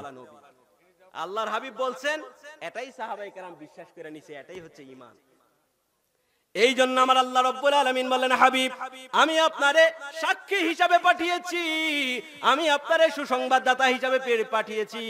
আল্লাহর হাবিব আমাদেরকে সুসংবাদ দিয়েছেন, আমরা যদি সঠিক পথে চলি, আল্লাহর বিধান অনুযায়ী চলি, আল্লাহর হাবিবের বিধান অনুযায়ী, আদেশ অনুযায়ী চলি, তবে আমরা আল্লাহর ওলি হইতে পারবো, আল্লাহর সন্তুষ্টি লাভ করতে পারবো, জান্নাতের অধিকারী হইতে পারবো। আমার আল্লাহ তার হাবিবরে সতর্ককারী হিসাবে পাঠাইছেন। কোন বিষয় থেকে সতর্ক? আমার আল্লাহ যেই কাজ করলে আল্লাহ সন্তুষ্ট হয়, যেই কাজ করলে আপনি আল্লাহ রাব্বুল আলামিনের জাহান্নামের মধ্যে থাকবেন, এই কাজগুলা থেকে সতর্ক করার জন্য আমার আল্লাহ তার হাবিবকে পাঠাইছে। ওয়া দাঈয়ান ইলাল্লাহি বিইذনিহি ওয়া সিরাজাম মুনীরা। আমার আল্লাহ আল্লাহর আদেশে তার ইসলামের দিকে আহ্বান করার জন্য তার হাবিবকে পাঠাইছে। ওয়া সিরাজাম মুনীরা, এবং নূরানি বাতি বানায়া পাঠাইছে। কি বানায়া? নূরানি বাতি বানায়া। এই বাতি কি? এই বাতি, এই বাতি যেই বাতি রাতের অন্ধকার দূর করে, এই বাতি। তাহলে বোঝা গেল রাতের অন্ধকার ছাড়াও আরো অন্ধকার আছে। ওই অন্ধকার কোন অন্ধকার? আমার আল্লাহ রাব্বুল আলামিন বলেন কিতাবুন আনজালনাহু ইলাইকা লিতুখরিজান নাসা মিনাজ যুলুমাতি ইলান নূর। হাবিব, আমি আপনার উপর কিতাব দিয়েছি যাতে করে আপনি মানুষকে বের করে আনতে পারেন অন্ধকার থেকে আলোর দিকে। তাহলে বোঝা গেল এই অন্ধকার হচ্ছে কুফরের অন্ধকার, এই অন্ধকার হচ্ছে শিরকের অন্ধকার, এই অন্ধকার হচ্ছে জুলুমের অন্ধকার। এই জগৎবাসীর অন্তর থেকে, এই জগৎ থেকে কুফর শিরকের জুলুমের অন্ধকার দূর করার জন্য আমার আল্লাহ তার হাবিব রে নূরানি বাতি বানায়া পাঠাইছে। আমার আল্লাহ তার হাবিবরে এই পৃথিবী থেকে যাবতীয় অন্ধকার দূর করার জন্য পাঠাইছে। যেই মানুষগুলো কিছুদিন আগেও লাত মান্নাত ওজ্জার পূজা করত, যেই মানুষগুলো আগুনের পূজা করত, মাছের পূজা করত, গাছের পূজা করত, চাঁদ সূর্যের পূজা করত, নিজেরা মূর্তি বানায়া সেই মূর্তিকে রব বেনে তার পূজা করত, আল্লাহর হাবিব আয়েশা ওই মানুষগুলোর অন্তরে এমন ভাবে ঈমান দিছে এক একজন জগৎ শ্রেষ্ঠ আল্লাহর বন্ধু হয়ে গেছে। তাদের অন্তর থেকে কুফরের অন্ধকার দূরীভূত করে, তাদের অন্তর থেকে শিরকের অন্ধকার দূরীভূত করে ঈমানের নূরে নূরানি বানায়া দিছে। আর আরেক প্রকারের অন্ধকার হচ্ছে জুলুমের অন্ধকার। জুলুম মানে হচ্ছে অন্ধকার। জুলুম মানে কি? অন্ধকার। আল্লাহর হাবিব যখন এসেছে, আয় হায় হায় হায়, কেমন জুলুম ছিল জানেন? নিজের পিতা নিজের কন্যাকে অপমান আর লজ্জার কারণ মনে করে হত্যা করত। ভাবতে পারেন এই বিষয়টা? বিষয়টা ভাবতে পারেন? নিজের পিতা নিজের কন্যা সন্তান হইলে এটাকে অপমান আর লজ্জার কারণ মনে করত, অপমান আর লজ্জার কারণ মনে করে নিজের কন্যা সন্তানকে হত্যা করত। আমার আল্লাহ তার হাবিবের মাধ্যমে এই অন্যায়টাকে এমন ভাবে দূরীভূত করে দিয়েছে, যখন কেউ মানুষ, কোন মানুষ নিজের কন্যা সন্তান হইলে এটাকে অপমান আর লজ্জার কারণ মনে করত, আল্লাহর হাবিব আয়েশা ওই সময়ের মধ্যে নিজের সন্তানকে শুধু বড় করা নয়, আল্লাহর হাবিব নিজের সন্তানকে বললেন, আলা তারদাইনা আন তাকুনি সাইয়্যিদাতু নিসাই আহলিল জান্নাহ, ফাতেমা রে তুমি কি এতে খুশি না? আমি তোমারে জান্নাতি রমণীদের সরদার বানায়া দিলাম। যেই সময় বাবাগুলো নিজের সন্তানকে হত্যা করতে পারলে নিজেকে বোঝা কমছে মনে করত, নিজেকে নিয়ে সম্মান বোধ করত, ওই সময় আল্লাহর হাবিব নিজের সন্তানকে শুধু বড় করা নয়, নিজের সন্তানকে জান্নাতি রমণীদের সরদার বানায়া দিছে। এইবার আপনার মনের মধ্যে একটা প্রশ্ন আসতে পারে, হুজুর আল্লাহর হাবিব তো নিজের সন্তানকে জান্নাতি রমণীদের সরদার বানায়া দিছে, অন্য মানুষের সন্তানকে কি দিল? অন্য মানুষের কন্যাকে কি দিল? আরে ও দুনিয়ার মানুষ, কুরবান হয়ে যাও। আল্লাহর হাবিব দরবারে নবুয়তে, দরবারে রিসালাতের মধ্যে দাঁড়ায়া সাহাবায়ে কেরামদের সামনে ঘোষণা দিলেন, মান আলা জারিয়াতাইনে দাখালতু আনা ওয়া হুয়াল জান্নাতা কাহাতাইনে ওয়া আশরা বিআজওয়াইহি। আরে তোমাদের মধ্যে যার দুইটা কন্যা সন্তান থাকবে রে, আর এই দুইটা কন্যা সন্তানকে উত্তম ভাবে লালন পালন করে যে বড় করবে, এই ব্যক্তিটা আমি কামলেওয়ালা নবীর সঙ্গে জান্নাতে থাকবে। কয়টা কন্যা সন্তান? দুইটা। এইবার একজন সাহাবী দাঁড়ায় গেলেন আর বললেন, ইয়া রাসূলুল্লাহ, ওগো মায়ার নবী গো, কারো যদি একটা কন্যা সন্তান থাকে, কয়টা? একটা কন্যা সন্তান থাকে, তার বিষয়ে কি ফয়সালা হবে? এই যে লোকটা, এই যে সাহাবায়ে কেরাম একটা কন্যা সন্তানের কথা বললেন, এটা কি জন্য বললেন? এর কারণ হচ্ছে এই সাহাবীর একটাই কন্যা সন্তান। এইবার উনি মনে মনে কয়, আজ যদি আমার দুইটা কন্যা সন্তান থাকতো, আমি তো তাকে উত্তম ভাবে লালন পালন করে আল্লাহর হাবিবের সঙ্গে জান্নাতে থাকতে পারতাম। আমার তো দুইটা কন্যা সন্তান নাই, এই জন্য কি আমি আল্লাহর হাবিবের সঙ্গে জান্নাতে থাকতে পারবো না? এই আফসোস থেকেই আল্লাহর হাবিবের কাছে আরজ করলেন, ইয়া রাসূলুল্লাহ, কারো যদি একটা কন্যা সন্তান থাকে, আরে ও দুনিয়ার মানুষ, কুরবান হয়ে যাও। এই পিতাগুলাই, এই মানুষগুলাই কিছুদিন আগে নিজের কন্যা সন্তান হইলে তাদেরকে হত্যা করতে পারলে নিজেকে কলঙ্ক মুক্ত মনে করত। আল্লাহর হাবিব আয়েশা নারীর উপর, কন্যার উপর এই জুলুমের অন্ধকারটারে এমন ভাবে দূরীভূত কইরা দিছে, আজ বাবা আফসোস কইরা মরে, কেন আমার আরো বেশি কন্যা হইল না। এর নাম সিরাজুম মনির। এই যে এই লোকটা, এই জন্য আফসোসের ভিতর থেকে আফসোস নিয়ে আল্লাহর হাবিবকে কয়, ইয়া রাসূলুল্লাহ, কারো যদি একটা কন্যা সন্তান থাকে, আল্লাহর হাবিব ওনার মনের দিকে লক্ষ্য রাইখা ওনার মনের দিকে তাকায় বলেন, সাহাবীরে যারে যা, কারো যদি একটা কন্যা সন্তান থাকে আর এই কন্যা সন্তানটাকে যদি কেউ উত্তম ভাবে লালন পালন করে, এই ব্যক্তিটাও আমি নবীর সঙ্গে জান্নাতে থাকবে। নারী মানে নারী যেই অবস্থায় থাকুক না কেন, মা অবস্থায় থাকুক, স্ত্রী অবস্থায় থাকুক, কন্যা অবস্থায় থাকুক, যেই অবস্থাতেই থাকুক না কেন, নারীর উপর কি পরিমাণ জুলুম চলতো ভাষায় বর্ণনা করে শেষ করা যাবে। এখন এই যে আমি বললাম, আল্লাহর হাবিব যখন এসেছিলেন পৃথিবীতে, তখন বাবা কন্যা সন্তানকে হত্যা করত। কিন্তু যারা ইসলাম বিরোধী আছে, সবাই কি ইসলাম পছন্দ করে? বলেন, সবাই কি ইসলাম পছন্দ করে? ইসলাম বিরোধী আছে না? শয়তান, শয়তানের চেলা যারা আছে, এরা ইসলাম বিরোধী না? এইবার তারা প্রশ্ন করে, যদি পিতা যদি কন্যাগুলারে হত্যাই করত, তাইলে তো বিয়ে করার জন্য কোনো মেয়ে মানুষ খুঁজে পাওয়ার কথা ছিল না। এই ধরনের আপত্তি তারা করে। তো এই আপত্তির জবাবটা দিতে গিয়ে আমি আপনাদেরকে একটা উদাহরণ দিব। সেই উদাহরণটা হলো, আমাদের যে পার্শ্ববর্তী দেশ আছে ভারত, চিনেন তো? আমাদের বন্ধু না? তো এই যে ভারত, এই ভারতের মধ্যে একটা বেসরকারি জরিপে ভয়ঙ্কর এক তথ্য দিয়েছে। সেটা কি? একজন নারী যখন গর্ভবতী হয়, একটা সময় আইসে কিন্তু আল্ট্রাসনোগ্রাম করে জানা যায় গর্ভের সন্তান ছেলে না মেয়ে। জানা যায় না? তো জানার জন্য তো 5 মাস 5.5 মাস ভালোভাবে জানার জন্য লাগে এই সময়টুকু। তো এই যে এই সময়ে যখন আসে, আল্ট্রাসনোগ্রাম করে যখন জানতে পারে গর্ভের সন্তান কন্যা, গর্ভের সন্তান মেয়ে, তারা বলে যে এই ভারতের মধ্যে কম পক্ষে বছরে 10 লক্ষ কন্যা সন্তানকে মায়ের পেটে থাকা অবস্থায় তাকে দুনিয়ার আলো বাতাস দেখার আগেই হাসপাতালের বেডে শুয়ে তাকে হত্যা করা হয়। কি বুঝলেন? জাহিলিয়াতের যুগ আবার ফিরে, কিয়ামত যখন সন্নিকটে আসবে, জাহিলিয়াত আবার ফিরে আসবে, হয়তো ধরনটা ভিন্ন হবে।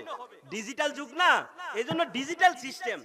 আগে বাবা সন্তান জন্মগ্রহণ করলে হত্যা করে কবরস্থ করে রেখে আসতো, আর এখন মানুষ জানেই না হাসপাতালের বেডে শুয়েই কি নিজের কন্যা সন্তানকে হত্যা করতেছে। তো এখন বছরে যে 10 লক্ষ সংখ্যাটা কি কম? 10 লক্ষ সংখ্যাটা কি কম? 1000 ছাত্র হত্যার পরেই দেশ উল্টায় গেছে। তো 10 লক্ষ মানুষ বছরে হত্যা করে নারী, কম সংখ্যাটা? কম না কিন্তু। তাই বলে কি ইন্ডিয়াতে বিয়ে করার জন্য মেয়ের অভাব? ক্লিয়ার হয়েছে বিষয়টা? তাহলে কি বোঝা গেল? আল্লাহর হাবিব আয়েশা নারীর উপরে যেই জুলুমটা ছিল, এই জুলুমের অন্ধকারটা দুর্বৃত করে দিয়েছে। নারী যেই রূপেই থাকুক না কেন, তার উপরে জুলুম চলতো। এখন তো শুনলেন কন্যা, এখন তো শুনলেন কন্যার অবস্থাটা। এইবার শুনেন, নারী যখন স্ত্রী ছিল, নারীর কোনো মর্যাদা ছিল না। নারীকে শুধু সন্তান জন্মদান এবং যৌন সম্ভোগের কাজের জন্য ব্যবহার করা হতো। নারীর কোনো সামাজিক মর্যাদা ছিল না, নারীর কোনো আর্থিক মর্যাদা ছিল না। নারী স্বামী থেকে ওয়ারিশ হইতো না, বাবা থেকে ওয়ারিশ হইতো না, সন্তান থেকে ওয়ারিশ হইতো না। নারীর যে কত কম মর্যাদা, এটা বোঝানোর জন্য এই কথাটুকুই যথেষ্ট। বাবা যদি মারা যাইতো, বাবার একাধিক স্ত্রী থাকলে নিজের সন্তানরা সৎ মারে বিয়ে করে নিত। এই যখন ছিল স্ত্রীর অবস্থা, মদিনাওয়ালা কামলিওয়ালা আয়েশা স্ত্রীর অবস্থা থেকে তাদের উপর যেই জুলুমের অত্যাচার অন্ধকার ছিল, এটারে দুর্বৃত কইরা দিছে। আল্লাহর হাবিব আয়েশা দেখেন কিভাবে আল্লাহর হাবিব এই নারীর উপরে, স্ত্রীর উপরের অন্ধকারটা দূর কইরা দিছে। আম্মা জান আয়েশা সিদ্দিকা রাদিয়াল্লাহু তাআলা আনহা বলেন, আমি আর আল্লাহর হাবিব একসাথে একই প্লেটের মধ্যে খাবার খাইতাম। আর একটু জোরে খাননি আপনারা? স্ত্রীর সাথে একসাথে খান আপনারা? অনেকে আছে যে হুজুর কেমনে খামু, ছেলে মেয়ে হয়ে গেছে, আমাদের বয়স হয়ে গেছে, এখন বিষয়টি একটু শরমের না? বিয়ে করছে না, অধিকাংশই বিবাহিত। বিয়ে করে নাই, করবে। বিয়ে করে নাই, করবে। কি বলেন? এখন তো বলতে পারেন যে হুজুর আমাদের তো বয়স হয়ে গেছে, আমরা যদি এই কাজটা করি একটু তো শরম লাগবে। যৌথ ফ্যামিলি, আমাদের ছেলে মেয়ে পুত্রবধূ নাতি নাতনিও আছে অনেকে। ঠিক আছে, আমি মানলাম এদের সামনে খাইলে একটু লজ্জা লাগে, কিন্তু সপ্তাহে একদিন, মাসে একদিন, অত্যন্ত বছরে একদিন তো দরজাটা বন্ধ কইরাও খাওয়া যায় না? এই যদি আপনি সুন্নতটা আমল করেন তাহলে কি হবে? স্বামী আর স্ত্রীতে মহব্বত সৃষ্টি হইবে, একে অপরের প্রতি বেসমার ভালোবাসা তৈরি হবে এবং আল্লাহর হাবিবের সুন্নত পালন করার কারণে দুনিয়া এবং আখিরাতে বেসমার প্রতিদান পাইবে। আল্লাহর হাবিবের এই খাওয়ার অবস্থাটা আম্মা জান আয়েশা সিদ্দিকা বলেন, আমি আর আল্লাহর হাবিব একসাথে একই প্লেটে বসে খাবার খাইতাম। আমি যখন খাবারের মধ্যে বসতাম, আমি যদি আল্লাহর হাবিবের আগে পানি পান করতাম, তখন পানি করার জন্য যেই পাত্র ছিল, ওই পাত্রটা ছিল মাটির পাত্রের মধ্যে যেই দিকে পানি থাকে সেই জায়গাটা কালো হয়ে যায়, ঠিক না? উনি বলেন, আমি যখন আল্লাহর হাবিবের আগে পানি পান করতাম, আমার পরে যদি আল্লাহর হাবিব পানি পান করতো, আল্লাহর হাবিব গ্লাসটা নিতেন, গ্লাসটা নিয়ে ঘুরাইয়া দেখতেন কোন জায়গার মধ্যে আমি মুখ দিয়া পানি পান করছি। আল্লাহর হাবিব গ্লাসটা নিয়ে ঘুরাইয়া ওই জায়গার মধ্যে নিজের ঠোঁট মোবারক লাগায়া পানি পান করতেন। খাদিজাতুল কুবরার সঙ্গে আল্লাহর হাবিব কেমন ব্যবহার, কেমন আচরণ করেছেন, এটা একটু শুনে নেই, তাহলে বুঝতে পারবেন আল্লাহর হাবিব তার নিজের স্ত্রীদের সঙ্গে কেমন আচরণ করেছেন, কেমন ভাবে স্ত্রীদের মর্যাদা প্রতিষ্ঠিত করেছেন, কেমন ভাবে স্ত্রীদের উপর যেই জুলুম ছিল সেই জুলুমটারে দুর্বৃত্ত করে দিয়েছেন। আম্মা জান খাদিজাতুল কুবরা যখন একেবারে অন্তিম সজ্জায়, তখন উনি ফাতেমাতুজ জাহরা রাদিয়াল্লাহু তাআলা আনহাকে বলেন, ফাতেমা রে, তুমি তোমার আব্বার কাছে যাও আর গিয়া বলো উনি যেন আমারে ওনার একটা ব্যবহৃত পাঞ্জাবি দেয় আমার কাফনের কাপড়ের জন্য। ফাতেমাতুজ জাহরা আল্লাহর হাবিবের কাছে কাঁদতে গেলেন আর বললেন, ইয়া রাসূলুল্লাহ, ইয়া হাবিবাল্লাহ, আমার আম্মা জান ওনার কাফনের কাপড়ের জন্য আপনার একটা ব্যবহৃত কাপড় চেয়েছেন। আল্লাহর হাবিব বললেন, ফাতেমা রে, কি হয়েছে, চলো তোমার আম্মার কাছে যাই। আল্লাহর হাবিব এইবার আম্মা জান খাদিজাতুল কুবরার কাছে গিয়া বললেন, আরে খাদিজা রে, কি হয়েছে, তুমি কেন কাফনের কাপড়ের জন্য আমার ব্যবহৃত কাপড় চাইলা? এইবার খাদিজাতুল কুবরা কয়, ইয়া রাসূলুল্লাহ, আমার যেই অসুস্থতা, আমার মন বলছে এই অসুস্থতাই আমার ইন্তেকালের কারণ হয়ে যাবে। ইয়া রাসূলুল্লাহ, আমার মনে চায় আপনার একটা ব্যবহৃত কাপড় যেন আমার কাফনের কাপড় হয়, মেহেরবানি করে কি আপনি আপনার একটা ব্যবহৃত কাপড় দিবেন? আল্লাহর হাবিব বললেন, খাদিজা রে, আরে ও খাদিজা, তুমি এটা কি বললা? আরে তুমি আমার ব্যবহৃত কাপড় কেন রে? তুমি যদি আমার শরীরের চামড়া চাইতা, আল্লাহর কসম আমি আমার শরীরের চামড়া তোমার জন্য উঠাইয়া দিয়া দিতাম। তাহলে বুঝেন আল্লাহর হাবিব কেমন ভালোবাসতো নিজের স্ত্রীদেরকে। আরে দুনিয়ার নাটক, দুনিয়ার উপন্যাস, দুনিয়ার ছবি মানুষকে বুঝায় কিভাবে নারীকে ভালোবাসতে হবে, কিভাবে স্ত্রীদেরকে ভালোবাসতে পারবে। আরে ও মুসলমান, কেমন ভাবে এত অন্ধ হয়ে গেল? তোমার নবী কামলেওয়ালা স্ত্রীর সঙ্গে যে মহব্বতের নিদর্শন রাইখা গেছে, দুনিয়ার কোনো মানুষ নারীদেরকে, স্ত্রীদেরকে এমন ভালোবাসা এবং সম্মান দিতে পারবে? আমার আল্লাহ তার হাবিবরে সিরাজুম মুনির বানায় পাঠাইছে, যেই নুরানি বাতির আলোতে দুনিয়া থেকে যাবতীয় অন্ধকার গুলো দূরীভূত হয়ে গেছে। এবার আসেন, নারীর পরে সবচাইতে বেশি অন্যায় হইতো যাদের সাথে, তারা হচ্ছে ইয়াতিম। ইয়াতিমকে অপয়া ভাবতো, ইয়াতিমকে বলতো তারা তাদের বাবার মাথা খাইছে। নাউজুবিল্লাহ বলেন। এই জন্য নিজের সন্তানদেরকে ইয়াতিমদের সাথে চলতে দিত না। এই জন্য কোন ইয়াতিম যদি কোনো প্রয়োজনে কারো বাড়ির কাছে যাইতো, ঘাড় ধাক্কা দিয়া বের করে দিত। এই যখন ছিল ইয়াতিমের অবস্থা, আল্লাহর হাবিব আয়েশা ইয়াতিমের উপর থেকে জুলুমটা কেমন ভাবে দুর্বৃত্ত করে দিয়েছে। পেয়ারে একজন সাহাবী আসলেন আর আল্লাহর হাবিবকে বললেন, ইয়া রাসূলুল্লাহ, আমার একটাই সন্তান, সারা দিন ধরে তাকে খুঁজে পাচ্ছি না, আমি পেরেশানিতে রয়েছি, মা পাগল প্রায় হয়ে গেছে। ইয়া রাসূলুল্লাহ, ইয়া হাবিবাল্লাহ, মেহেরবানি করে কি আপনি আমার সন্তানটা যেন খুঁজে পাই, একটু দোয়া করবেন। আল্লাহর হাবিব তার সন্তানের জন্য দোয়া করতে দেরি, সন্তান পাওয়ার সুসংবাদ পাইতে দেরি হয় না। একজন সাহাবী বললেন, আরে ও ভাই, অমুক পাহাড়ের পাদদেশে আমি তোমার সন্তানটারে দেখছি কতগুলো ছোট ছোট মাসুম বাচ্চাদের সঙ্গে খেলাধুলা করছে। এইবার এই সাহাবী সন্তান খুঁজে পাওয়ার সংবাদটা যখন পাইলো, দৌড়াইতে আরম্ভ করলো। আল্লাহর হাবিব অন্যান্য সাহাবায়ে কেরামদেরকে বললেন, আরে উনারে আটকাও, এই সাহাবীরে আটকাও, তার সাথে আমার কিছু কথা বাকি আছে। এইবার তাকে তাড়াতাড়ি ধরে আল্লাহর হাবিবের কাছে আনা হইলো। আল্লাহর হাবিব বললেন, সাহাবীরে এমন তাড়াহুড়া কেন করছো? সাহাবী বলল, ইয়া রাসূলুল্লাহ, সারাদিন ধরে আমার সন্তানকে খুঁজে পাই না। সন্তান খুঁজে পাওয়ার সংবাদটা যখন পাইলাম, নিজেরে আর সংবরণ কইরা রাখতে পারি নাই, এই জন্য আমি তাড়াতাড়ি দৌড়াইতে আরম্ভ করলাম। আল্লাহর হাবিব বললেন, আরে ও সাহাবী, তুমি তাড়াতাড়ি যাচ্ছ ভালো কথা, কিন্তু শুনে রাখো, ওই জায়গার মধ্যে গিয়া তোমার সন্তানের কাছে যখন তুমি যাইবা, তোমার সন্তান রে বুকে জড়াইয়া আমার কলিজার টুকরা, আমার বাপ জন বইলা আদর করবা না। এইবার সাহাবী অত্যন্ত বিস্ময়ের সহিত অবাক হইয়া তাজিমের সাথে বলে, ইয়া রাসূলুল্লাহ, সে তো আমার সন্তান, আমার সন্তানকে কেন আমার সন্তান আমার কলিজার টুকরা বলে আদর করতে পারবো না? আল্লাহর হাবিব বলেন, সাহাবী রে, সারাদিন ধরে সে নিখোঁজ, এই জন্য সন্তানের মায়া তোমার মনের মধ্যে অত্যাধিক হয়ে গেছে।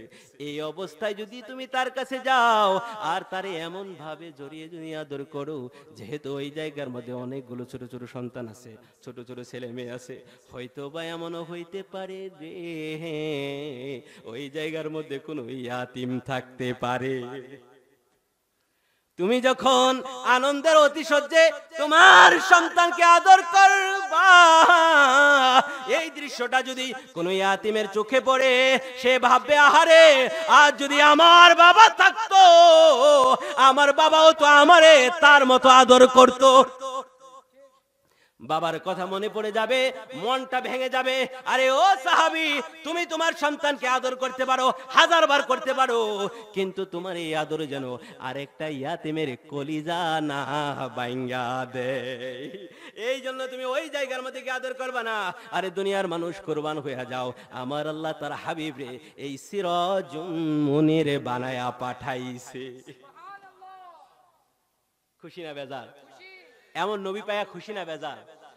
শুধু খুশি হইলে চলবে? আল্লাহর হাবিব যেভাবে চলতে বলেছে সেইভাবে চলার দরকার না? বলেন দরকার কি না? আমরা কি আসি আল্লাহর হাবিব যেভাবে চলতে বলছে সেভাবে চলি না? আমাদের কাছে তো নামাজ নাই, ইবাদত বন্দেগী নাই, হালাল হারামের কোনো বালাই নাই, আর তো সমাজ ছেয়ে গেছে মাদকতায়, জেনা বেবিচারে। প্যারে নবীর যে উম্মত দাবি করেন, আল্লাহর হাবিব যে আমাদেরকে এত ভালোবাসেন, কিভাবে মুখ দেখাবেন আল্লাহর হাবিবকে? আমাদের উচিত না এই সমস্ত তওবা গুনাহের কাজ থেকে তওবা করে আল্লাহ এবং তার রাসূল যেভাবে চলতে বলেছে সেইভাবে চলতে? উচিত না? নামাজ ছাড়বেন? নামাজ ছাড়বেন না।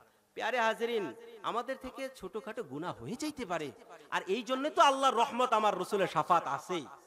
কিন্তু এর মানে এমনটা না যে আমরা একেবারে বেখেয়াল হয়ে যাব, বেখবর হয়ে যাব, একেবারে শয়তানের পদাঙ্ক অনুসরণ করব, এমনটা যেন না হয়।